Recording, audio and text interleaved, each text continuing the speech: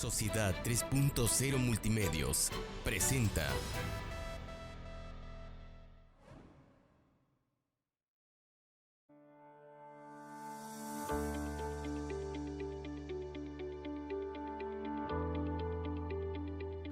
Amigos, muy buenas noches en una emisión más de su programa Frente a Frente, un espacio que Sociedad 3.0 Multimedios ha diseñado para que usted se entere de forma directa de los comentarios, las entrevistas, los puntos de vista de los actores de la vida pública en nuestro estado. Esta es la emisión número 49 de Frente a Frente, en este lunes 29 de noviembre, y esta noche tenemos invitado en este ciclo de entrevistas a periodistas a un amigo, en primer lugar, y un gran periodista del estado de Veracruz, Omar Zúñiga Adán. Omar, gracias por estar con nosotros. Al contrario, mi querido Carlos, muchísimas gracias. No, pues es un honor tenerte porque de verdad que eres un hombre muy activo, has tenido una trayectoria importante dentro del periodismo, fuiste director del Diario de Jalapa cuando el Diario de Jalapa pues era una expresión importante del periodismo en Veracruz. Ha habido muchas circunstancias, muchos cambios tecnológicos en la prensa. Fíjate que ayer mismo nuestro mutuo amigo Toño Nemi me mandaba un artículo sobre cómo ha cambiado la manera de llegar la información, es decir, las noticias a la sociedad. Es decir, que aquellos diarios impresos que durante mucho tiempo estuvieron en el primer lugar del consumo de noticias, ahora vivimos un proceso de cambio tecnológico, donde las redes permiten a la sociedad enterarse de lo que ocurre de manera muy rápida, casi instantánea en el mundo. Y que estos diarios impresos, pues muchos de ellos se han visto obligados a abrir sus propios portales, a estar pues más en comunicación directo, pero que esto no ha cambiado, Omar, la forma en cómo se hace el periodismo, la investigación, el reportaje, aunque se está dejando de lado estos dos temas, pero siguen siendo tan válidos para la información veraz, objetiva y oportuna, Omar. Sí, Carlos, mira, la verdad es que es un tema verdaderamente complejo, porque, vaya, desde hace, el cambio informativo ha sido vertiginoso. La verdad es que hace más o menos 15 años, digo, a pesar de que el Internet ya existía, de que ya había redes sociales, evidentemente Twitter estaba en pañales, Facebook estaba en pañales, pero había otras redes sociales como Hi5 y algunas otras, ¿no? Pero realmente estaba en pañales, incluso el uso del Internet estaba en pañales. Como anécdota nada más, nosotros, como cuando pertenecíamos a la OEM, el Diario de Jalapa, teníamos como parte del corporativo una reunión mensual que teníamos que asistir los directores de los periódicos al corporativo en la Ciudad de México. Empiezan a instrumentar precisamente una intranet y evidentemente ahí cambió todo, porque se ahorran gastos, ya no teníamos que ir para allá. Y la conexión no era todavía en video, es decir, no era un video chat, ni mucho menos, era un chat escrito, donde tenías atrás a todo el equipo de administración y contestándole al señor que trabajaba de dueño, ¿no? Ahí a través, ahí se subían documentos y todo, ya ellos podían compartir los documentos, pero estaba en pañales, ¿no? Y en ese momento debíamos nosotros tener claro que necesitábamos migrar a ese tipo de tecnologías, lo estábamos haciendo. Sin embargo, bueno, pues ya hubo muchas otras cosas, muchas circunstancias al interior de la misma organización. Pero tienes razón. La realidad es que la manera de hacer periodismo no cambia. Lamentablemente, me parece que las nuevas generaciones están siendo muy mal acostumbradas y evidentemente la pandemia pues no abonó nada, me atrevo a decir, en la profesionalización del gremio. ¿Por qué? Pues porque si ya de por sí era complicado que un reportero asistiera a la redacción para poder platicar con su jefe de información, con el director, con el subdirector, pues con la pandemia prácticamente se perdió, porque ya el contacto físico pues quedó pues literalmente en el olvido, ¿no? Por cuestiones sanitarias. Así es. Y todo se mandaba por internet. Sin embargo, sí hay géneros periodísticos que debemos rescatar. Me parece la crónica, yo incluso lo comento en la columna, creo que la crónica es un género periodístico que se empezó a olvidar literalmente, ¿no? Desde antes, incluso mucho antes de la pandemia. Y me parece que deberíamos rescatarlo porque nos permite muchas cosas. Es un género muy flexible, me atrevo a decirlo, ¿no? Donde te permite, ameno además, ¿no? claro, porque te permite introducir elementos literarios y no dejar de lado el periodismo, la rigurosidad periodística, ¿no? La objetividad, la investigación, y te permite contar las cosas mucho más ágil, ¿no? Y por supuesto, el rey de los géneros periodísticos, ¿no? Que es el reportaje. Claro. Eso, la transformación en los cambios tecnológicos, ese brinco del papel a la pantalla, nos obliga o nos ha obligado a migrar también de género periodístico, ¿no? ¿A qué me refiero? A que pues, los compañeros reporteros tienen que salir de su área de confort, porque muchos, y todavía se conforman muchos, ¿no? Se quedan todavía con la nota del día. Y eso pues, está bien para el momento, lo que dices, ¿no? Porque la información es prácticamente inmediata. Se sube lo que está sucediendo en el momento, pero si los periódicos quieren mantenerse todavía en el ánimo de los lectores, incluso hasta en papel, me atrevo a decirlo, tienen que migrar a los géneros de investigación, que no lo están haciendo, cuando menos en Veracruz. Pues es triste, ¿no? Porque si no se migra, están irremediablemente destinados al fracaso, a la desaparición. Y eso, la verdad, es lamentable, ¿no? Fíjate, Omar, que independientemente de estos cambios tecnológicos, lo que se está viendo de unos años para acá aquí en Veracruz es la creación de agencias informativas, por llamarlo antes, sí. Pero ha habido un florecimiento impresionante de aquellos que eran reporteros de algún medio, se están reuniendo, forman su propia agencia, y de ahí se están nutriendo ya varios medios de comunicación. Es decir, aquella práctica muy importante que tenían los diarios importantes, perdón por la redundancia, era tener su propio cuadro de reporteros. Ahora ya no, la gran mayoría pagas una cuota mensual y jalas la nota y la subes sin investigar la veracidad, sin investigar una serie de cosas. Y voy a esto, lo que tú señalas es bien importante, el periodismo de investigación, Omar, se ha dejado de lado casi prácticamente, y esto lo que le da a la información es profundidad, es veracidad, y lo más importante, le da contexto. Nos hemos estado orillando, y digo vemos porque Sociedad 3.0 también está en esa dinámica de que las notas ahora son más cortas, son 2, 3 renglones, claro. y al carajo. Y mucha gente o muchos lectores se están conformando con ese tipo de información, cuanto antes la crónica era de las reinas, la investigación también era de las reinas, sí. Y el reportaje sustentado en el tema investigativo era también fundamental. ¿Qué futuro le ves al periodismo, Omar, en este contexto tecnológico de la información rápida, corta, sin profundidad? ¿Crees que realmente las redes están desplazando a los medios de comunicación? No sé si desplazando, Carlos, la realidad de las cosas. Creo que son complementarios y deben complementarse. Como contexto, recordarás que, pues, lamentablemente digo lamentablemente con mucho respeto, porque yo soy periodista de formación y de profesión. ¿De veras? Mira, soy egresado de la UNAM. De hecho, todavía me tocó estudiar el plan de estudios de periodismo y comunicación colectiva como tal. Yo ya no me tocó estudiar ciencias de la comunicación.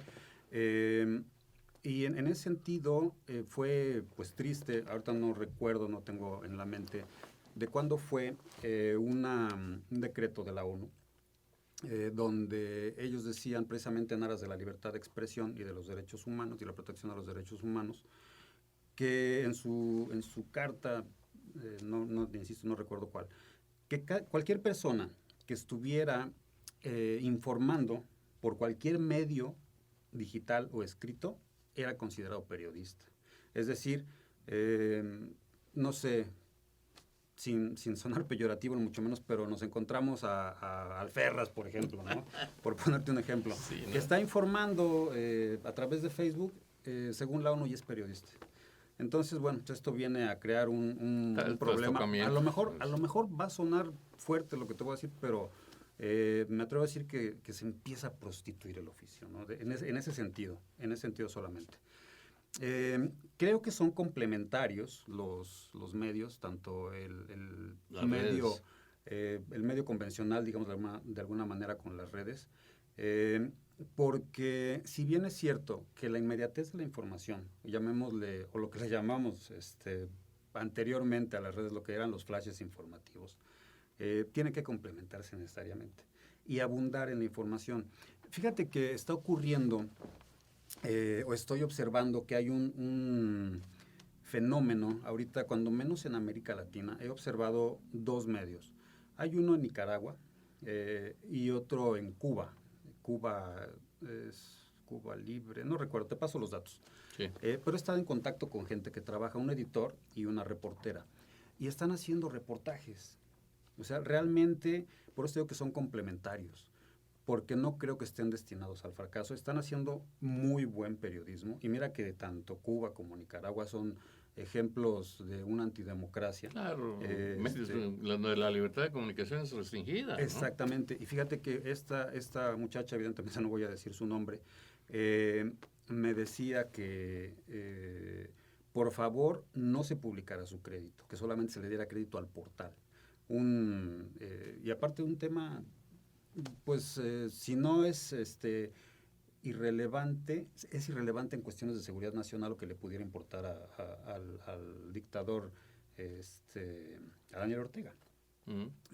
Sin embargo, es un tema de la mayor relevancia, porque era un tema de las de las muertes por cáncer de mama, que cómo estaba afectando a las mujeres en Nicaragua. Imagínate un tema de esta naturaleza, que tienen temor los reporteros porque aparezca su nombre, porque van a ser perseguidos. Sí, y eso está sucediendo, ¿eh? O sea, no es una leyenda, no está ocurriendo del otro lado del mundo. No es un rumor, es un hecho. Está aquí abajo en Nicaragua. Entonces, en ese sentido, yo creo que no va a desaparecer el periodismo de investigación, pero sí tenemos que profesionalizar el gremio. Lamentablemente, en el caso concreto de Veracruz, que lo conocemos muy bien, pues los reporteros son muy mal pagados. Es terrible, ¿no? Muy mal pagados. El mercado está saturado, lo que comentabas, que hay un boom de portales y de agencias informativas. Exactamente. ¿No? ¿Por qué? Pues porque hubo mucha oferta de mano de obra, ¿no? Así es. Poca demanda, entonces pues ves a los compañeros en la calle literalmente buscándole, ¿no?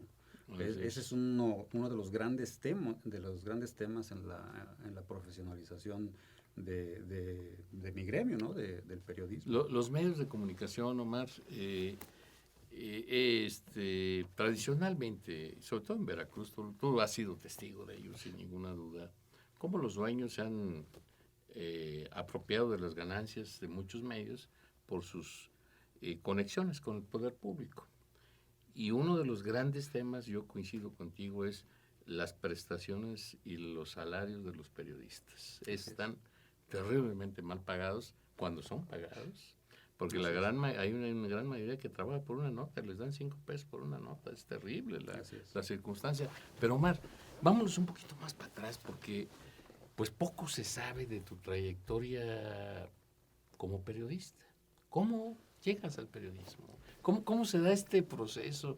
Ya sabemos que estudiaste en la UNAM, pero ¿cómo se da esto? ¿De dónde surge en Omar Zúñiga Adán ese gusanito por formarse como profesional del periodismo? ¿Y cuál es tu trayectoria en la Organización Editorial Mexicana hasta llegar a ser director del diario más importante del estado de Veracruz en su momento, Omar? Muchas gracias, Carlos. Pues mira, la verdad es que sí había una intención de informar. Ese coqueteo también con el poder público, lo que se veía a la distancia cuando estábamos en la prepa. Yo estuve en Prepa 7 en la Ciudad de México. Y también yo creo que un poquito, ya lo visualizas a la distancia, mi madre, que en paz descanse, tuvo también esa intención en algún momento, nos platicó allá y a lo mejor también por eso se me quedó, ¿no? Pero yo creo que básicamente era la necesidad de informar. Me gustaba escribir, me sentía cómodo con eso. Y bueno, pues allá en el no tan lejano, en 1990 yo ingresé a la facultad, porque entonces me tocó estudiar lo que te comentaba, el periodismo y comunicación colectiva en Acatlán. El campus que está ahora FES está ubicado en Echegaray, en el Estado de México. Hasta allá mandaron, yo vivía en el centro de la ciudad. Y bueno, una buena travesía. Bastante, sí, cómo no. Y estando en la escuela, por ahí del quinto semestre, eran 9 semestres, me empecé a involucrar ya con, teníamos maestros, la verdad es que maestros muy buenos. En la facultad dieron clases Miguel Orbachano Ponce, Raquel Peguero, ahorita, ¿quién más? Rafael, se me fue el director de proceso, el que fue director de proceso. Rafael Castañeda, que sucedió a don Julio. Bueno, teníamos una cátedra un claustro muy importante. Muy importante, muy interesante. Y no solamente práctico, sino también teórico. Había muchos teóricos de la comunicación muy importantes. Pero bueno, yo estando en más o menos el quinto semestre, me empiezo a involucrar con reporteros del área cultural, que nos reuníamos, o se reunían ellos, ya yo llegué invitado por un compañero en el entonces Café La Habana. Ahí por Bucareli. En Reforma, enfrente de Excelsior. Exacto. Que ahora hay un hotel ahí. Y ellos nos invitaban precisamente haciendo un taller de creación periodística. Ahí fue donde me integré a la revista Generación de Carlos Martínez Rentería, imagínate. Entonces ahí fue donde publiqué mis primeros textos con crédito, pero sin paga. Posteriormente, un par de años después, ya con ese antecedente, en el Servicio Social estuve en la Procuraduría del Distrito como fotógrafo. Fui a entregar una tarea, porque nos daban esa oportunidad, ¿no? Si no terminabas, fui a entregar un trabajo de tarea al Sol de México. Y pues ahí literalmente, estando de jefe de redacción, Hugo, me va a matar, se me olvidó su nombre. ¿Quién, Meraz? No. Ahorita me acuerdo y te digo, si no se me va a matar, me ve y me va a colgar. Me acerco y le pido trabajo. Y le digo, oye, no hay chance, ¿no? Para entrar a las prácticas y todo, ¿no? La verdad es que yo literalmente iba a entregar. ¿Tu trabajo de la escuela? Sí, el trabajo de la escuela. Y me dice, iba con otro compañero, nos dice, se acaba de desocupar una plaza, ven, haz un examen.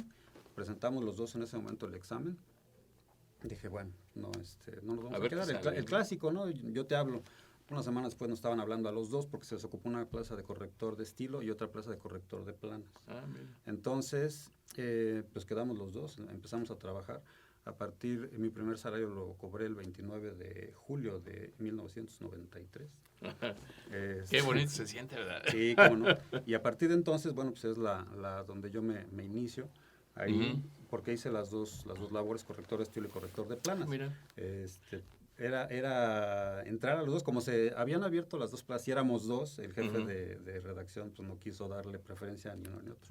Y a partir de ese momento, literalmente conozco todo el proceso de producción del periódico, ¿no? Interesante. No me tocó hacer en caliente, la formación en caliente, pero sí ya esa transición al sistema Harris para aventar planos. La impresión, ¿no? Exactamente. Entonces, durante 2 años estuve en la mesa de redacción como corrector de estilo, corrector de planas, secretario de redacción, estuve como editor de finanzas.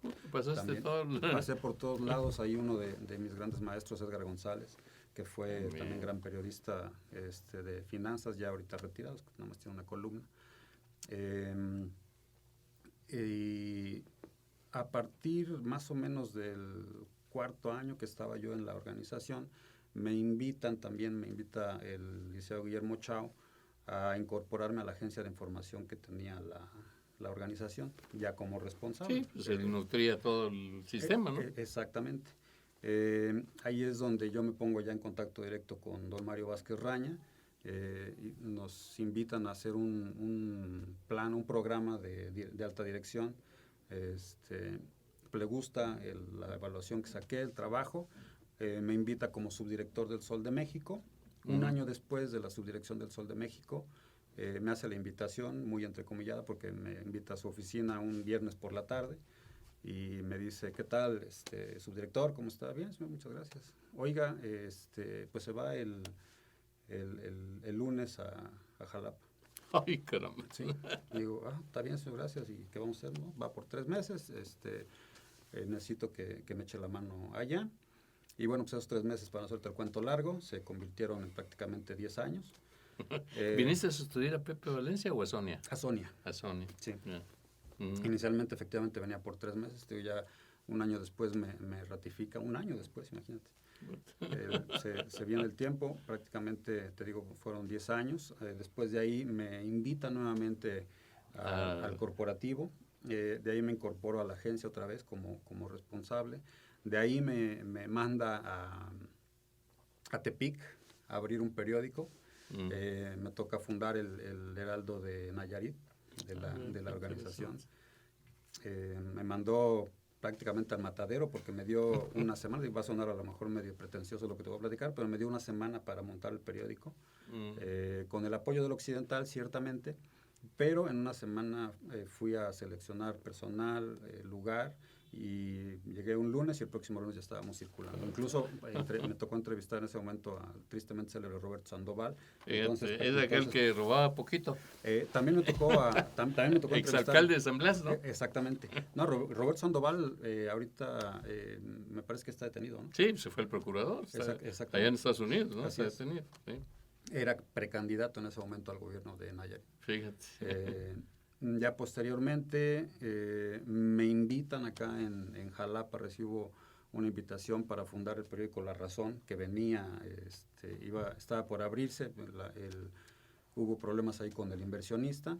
Después de esto, nuevamente me invita don Mario a incorporarme a la OEM, en esa ocasión como supervisor nacional de información, y me toca recorrer pues, una buena parte del país, hasta que tuve un incidente por ahí en Morelia.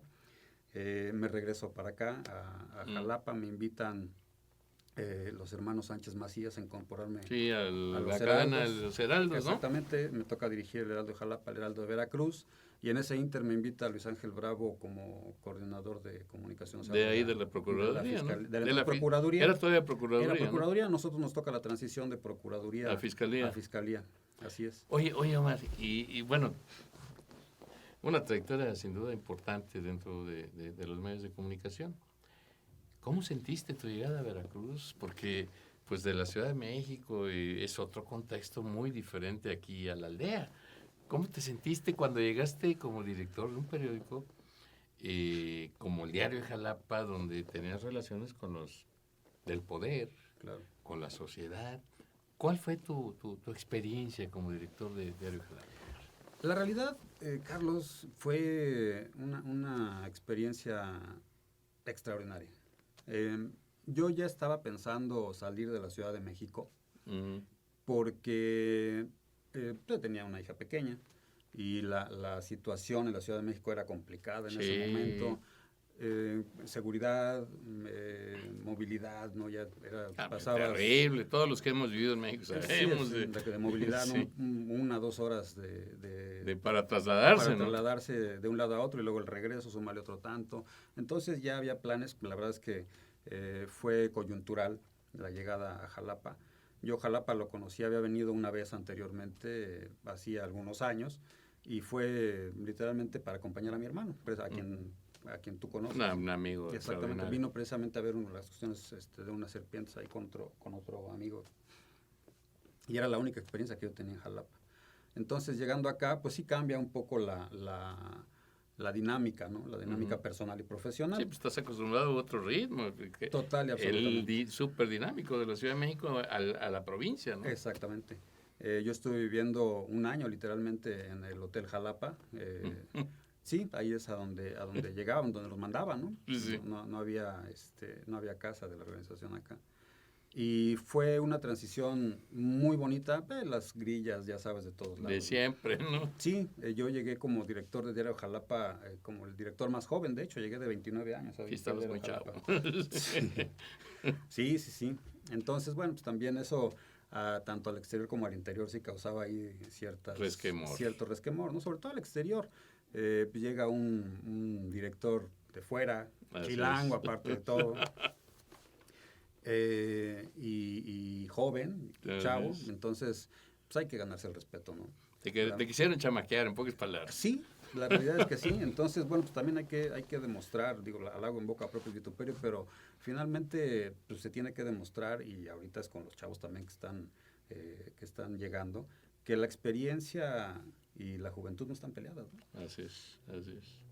Desafortunadamente muchos no piensan igual, pero qué bueno que se empezó a dar así.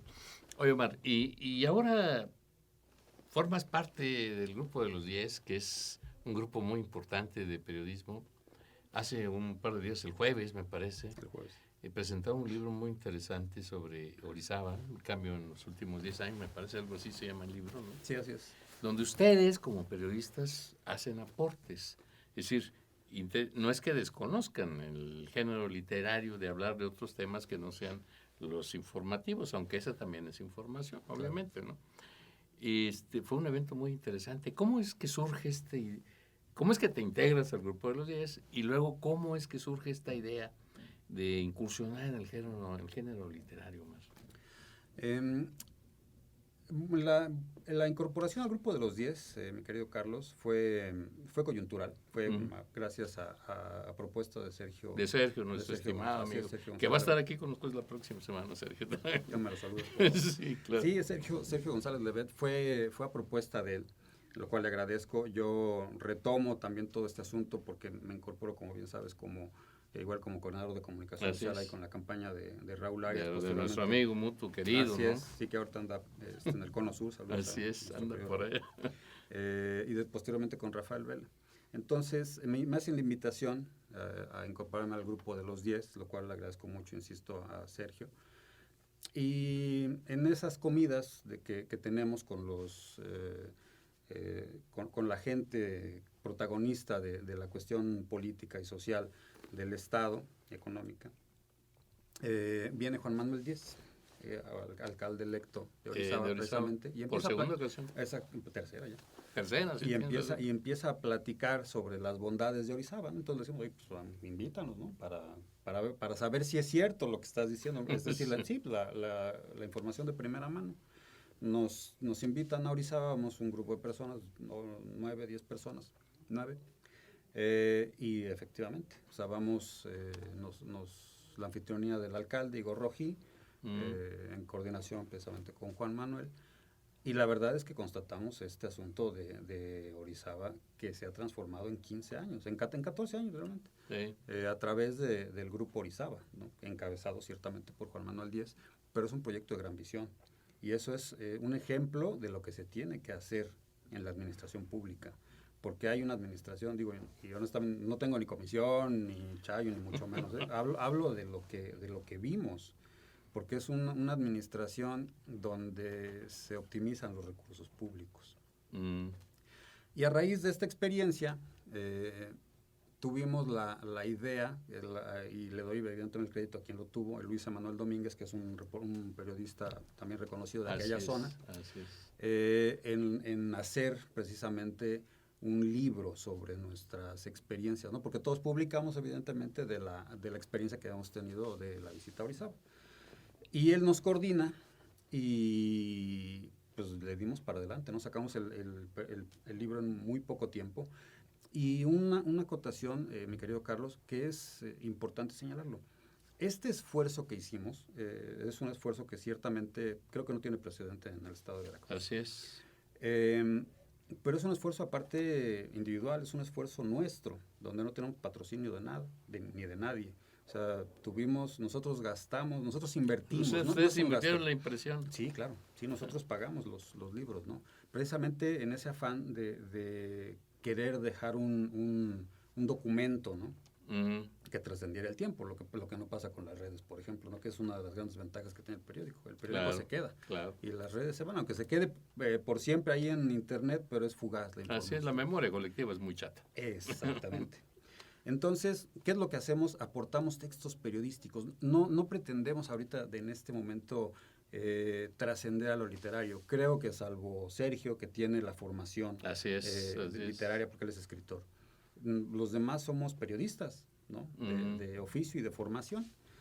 Entonces, es un texto periodístico, ¿no? Es un libro con textos periodísticos. Yo, por ejemplo, aporto una crónica, lo que te comentaba hace un momento, y un texto, es una especie como de reportaje, porque sí se hace investigación histórica, precisamente sobre el mercado Cerritos, todo lo que pasó ahí con el movimiento textilero y todo esto. Sí, ¿no? Tremendo. Entonces, es un esfuerzo editorial, la verdad es que para nosotros es muy importante, donde se busca, insisto, sentar ese precedente, ¿no?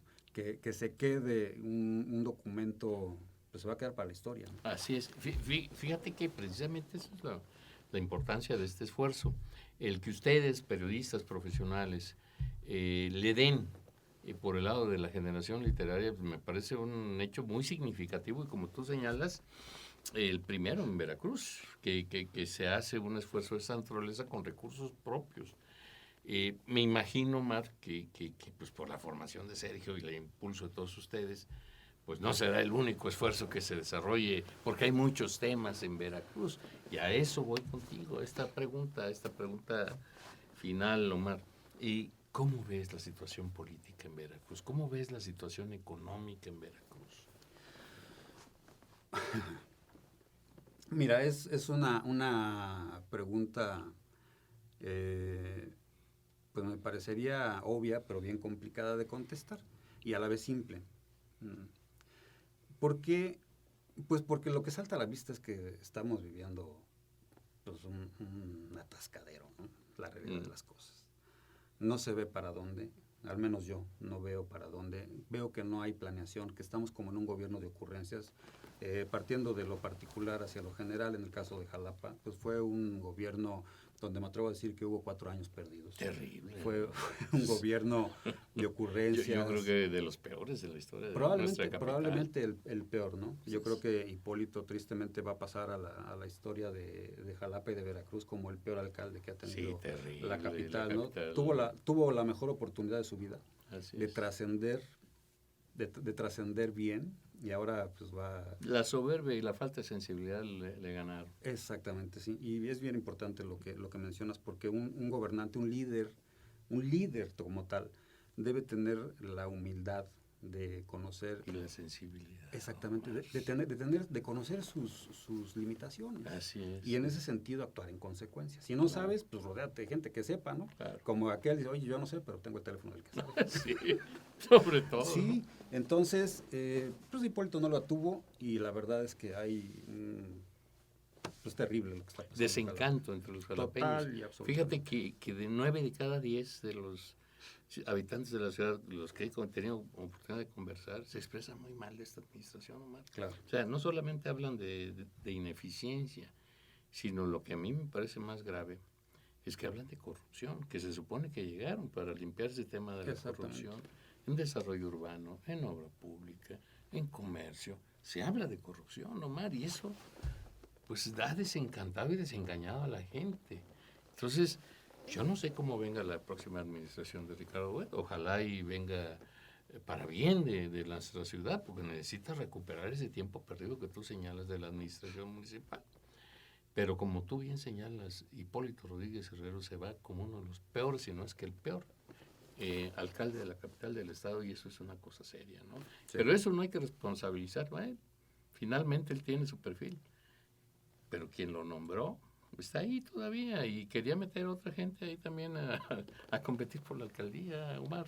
Claro, yo creo que la responsabilidad es de ambos, ¿no? Porque, digo, lo que comentamos, si tú no te consideras suficientemente preparado, pues a lo mejor sí le entras. Pues sí, yo voy, ¿no? Dicen que el mundo es de los audaces, de los entrones. Sí.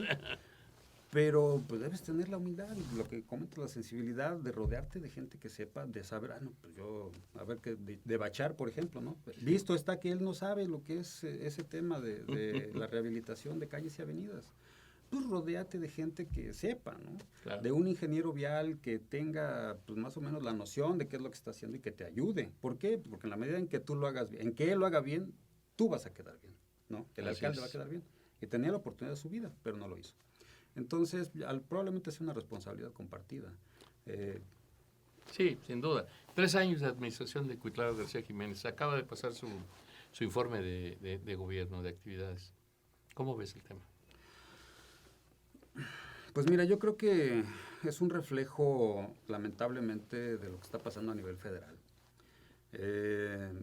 Se nos está yendo la vida, literalmente, en culpar a las administraciones pasadas, en una polarización también de la sociedad donde ya no hay, ahorita ya como que están olvidando los fifís y los chairos, pero los neoliberales, conservadores, están a la orden del día.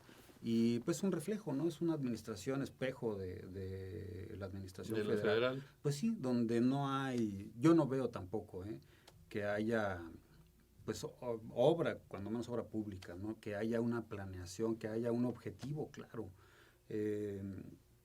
Decían pues que lo que comentabas, que no había corrupción, pero pues pues sí, la Vox Populi dice que está ocurriendo todo lo contrario, ¿no? Sí. Yo cuando menos te voy a comentar que me tocó vivirlo, nadie me lo platicó, que la elección en Jalapa fue una porquería. Fue un verdadero lodazal. Ahí sí puedo decir que se les pasó la mano. Pero bueno, la verdad es que los diputados federales que ganaron. Claro, sí, a ver, con todo respeto para la señora Miriam Ferráez, Ana Miriam Ferráez. Hernández Villalpando, O sea, no hicieron campaña.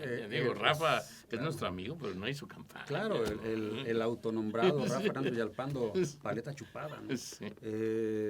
También, o sea, digo, tampoco lo voy a ensalzar ni mucho menos, pero en ese sentido, Américo Zúñiga hizo una muy buena campaña. Así ¿no? es. O sea, ponerle así las es. cosas Como por son, su ¿no? nombre, Como son, es. claro. Y Hernández Villalpando no.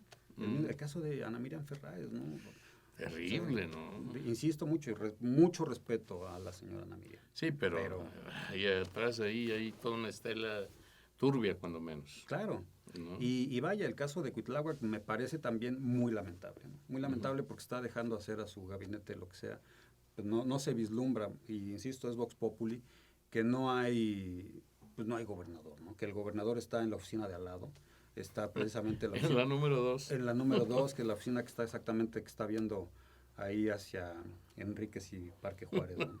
Oye, y ahora se le fueron encima a Tito Delfín, uno de los candidatos a la presidencia del Partido Acción Nacional, que también pues ha levantado mucho ruido de este tipo de acciones, Omar. Sí, mira, lamentablemente el aparato de justicia a la orden del Estado a los amigos existe desde que el mundo es mundo, ¿no? Y va más allá de a los amigos justicia. Pero esperábamos gracia, ¿no? un cambio, ¿no?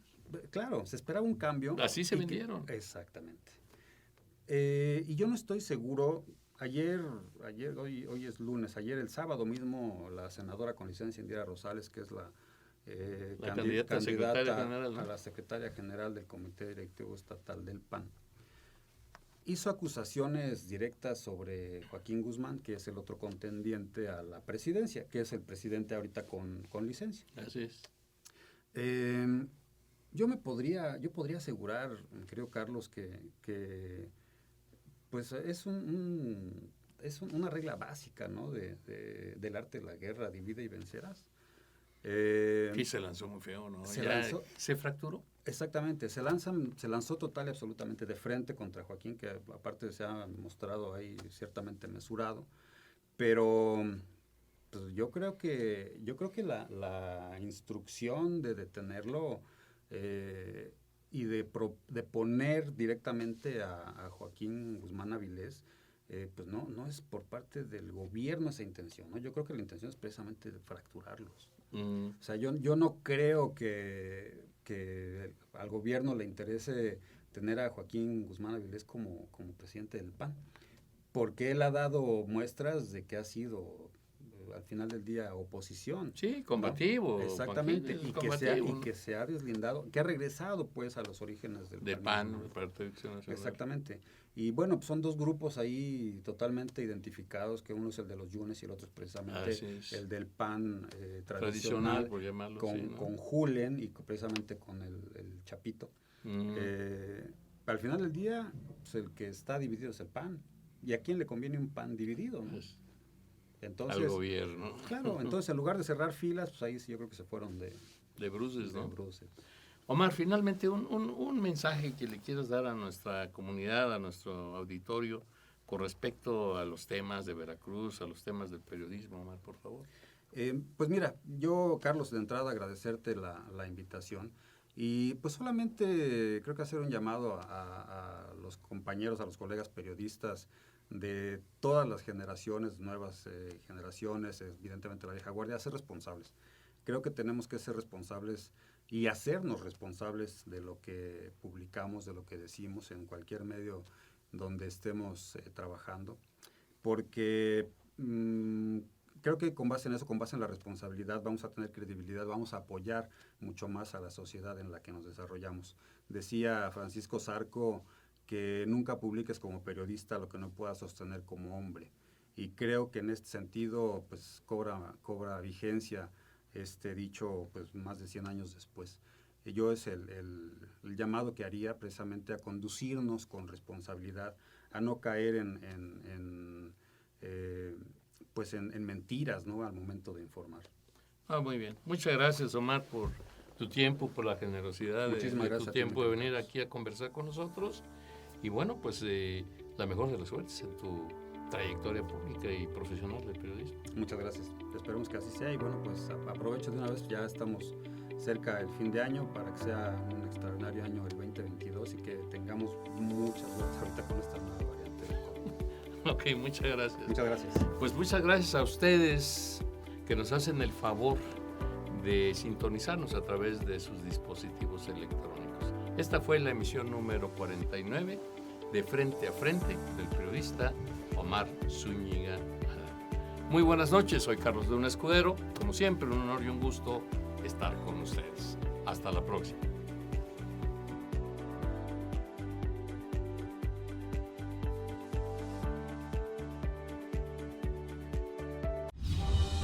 Sociedad 3.0 Multimedios presentó